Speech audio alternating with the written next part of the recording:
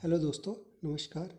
आज हम बात करेंगे गोरखा ब्रिटिश युद्ध, जो कि 1814 और 15 के बीच में हुआ था और इस युद्ध के परिणाम स्वरूप संगोली संधि हुई थी। तो इस गोरखा ब्रिटिश युद्ध का जो हम डिस्कशन करेंगे वो हिमाचल प्रदेश जीके के कॉन्टेक्स्ट में करेंगे। तो इस युद्ध के क्या कारण थे? अंग्रेज़ों और नेपाल के बीच सीमा विवाद चल रहा था। गोरखाओं ने हिंडूर, जो कि करंट में नालागढ़ है, और पटियाला के महाराजा के 6 गांवों पर कब्जा कर लिया था, जिसका कि अंग्रेज़ों ने विरोध किया। गोरखों ने तिब्बत जाने वाले सभी पासिस जो दर्रे थे उन पर कब्जा कर लिया था, जिससे कि अंग्रेज़ों का तिब्बत के साथ व्यापार पर असर पड़ रहा था। शिमला पर गोरखाओं का कब्जा था और लद्दाख जाने वाले रास्तों पर भी तिब्बत का अधिकार था। तो ये सारे कारण जो थे वो जो अंग्रेज लोग थे उनका गोरखा लोगों के साथ युद्ध का कारण बने। तो ये युद्ध जो स्टार्ट हुआ वो 1 नवंबर 1814 में स्टार्ट हुआ। अंग्रेज़ों का गोरखाओं के विरुद्ध युद्ध में पहाड़ी राजा जो थे उन्होंने अंग्रेज़ों का साथ दिया।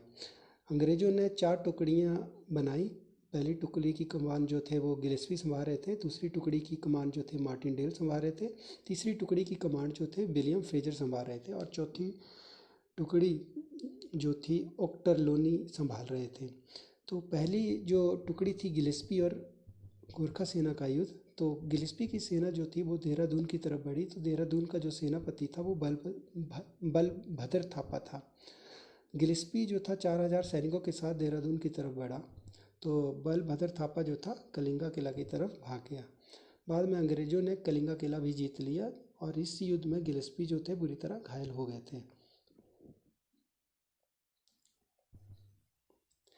दूसरी तरफ से जो अटैक किया गया वो मार्टिनडेल ने गोरखा सेना पर अटैक किया। तो मार्टिनडेल का सामना जो था वो रणजौर सिंह से हुआ। रणजौर सिंह जो थे वो गोरखा सेना की तरफ से लड़ रहे थे। रणजौर सिंह ने अंग्रेज़ों का सामना करने के लिए नाहन को छोड़ दिया और वो जातक किले में चले गए। इस युद्ध में रणजौर सिंह ने मार्टिनडेल को हरा दिया, अर्थात गोरखा इस युद्ध में जीत गए इस साइड से। दूसरी साइड जो युद्ध चल रहा था वो विलियम फ्रेजर और गोरखा सेना के बीच में चल रहा था। 500 सैनिकों के साथ जो विलियम फ्रेजर थे उन्होंने जुब्बल पर आक्रमण किया। चौपाल किलों के जो 100 सैनिक थे उन्होंने अंग्रेज सेना के सामने आत्मसमर्पण कर दिया और अंग्रेज़ों की तरफ से युद्ध लड़ना स्टार्ट कर दिया। इसमें जुब्बर रियासत के जो वजीर डांगी थे उन्होंने अंग्रेज़ों का साथ दिया।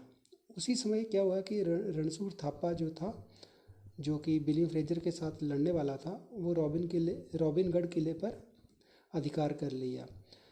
बाद में क्या किया कि डांगी वजीर जो जुब्बर रियासत के थे, बुशहर के वजीर बद्रीदास और टीकम दास ने रॉबिनगढ़ किले पर आक्रमण किया और संधि वार्ता से गोरखा सेना से ये किला खाली करवा लिया। बाद में विलियम फ्रेजर की सेना ने रॉबिनगढ़ किले से मोर्चा संभाला। रामपुर और कोटगढ़ क्षेत्र में गोरखा नेता का जो नेतृत्व था वो कीर्ति राणा कर रहा था, जिसने कि बाद में आत्मसमर्पण कर दिया। चौथी तरफ से जो थे मेजर ऑक्टरलोनी जो थे गोरखा सेना के मुखिया अमर सिंह थापा के साथ लड़ाई कर रहे थे। तो 5 नवंबर 1814 को मेजर ऑक्टरलोनी ने रोपड़ के रास्ते से नालागढ़ पर कब्जा कर लिया। बाद में वो तारागढ़ किले पर चले गए। अमर सिंह थापा ने सोचा कि वो रामगढ़ किले के पास से अंग्रेज़ों का सामना करेंगे, बट 16 नवंबर 1814 को अंग्रेज़ों ने रामगढ़ किले पर अधिकार कर लिया और नालागढ़ के इस युद्ध में नालागढ़ के जो राजा थे राम शरण सिंह और कैलूर के राजा ने अंग्रेज़ों का सहयोग किया।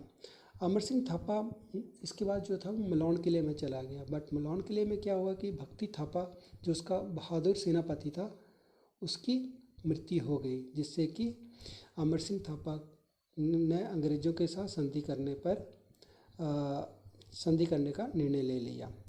28 नवंबर 1815 को संगौली की संधि हुई। इसमें मेजर ऑक्टरनॉली और अमर सिंह थापा के बीच संधि हुई।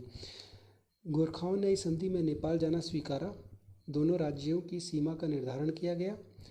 नेपाल ने सिक्किम के सारे अधिकार वापस लिए।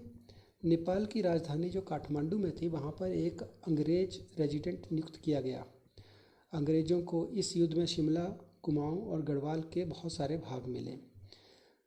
गोरखाओं ने इस संधि को 4 मार्च 1816 को स्वीकार किया। और इस युद्ध के बारे में एक और महत्वपूर्ण बात है कि जो युद्ध में जो अंग्रेज सैनिक मारे गए उनके शवों को लोहार घाटी में दफनाया गया। आशा करता हूँ कि आपको ये जानकारी पसंद आई होगी।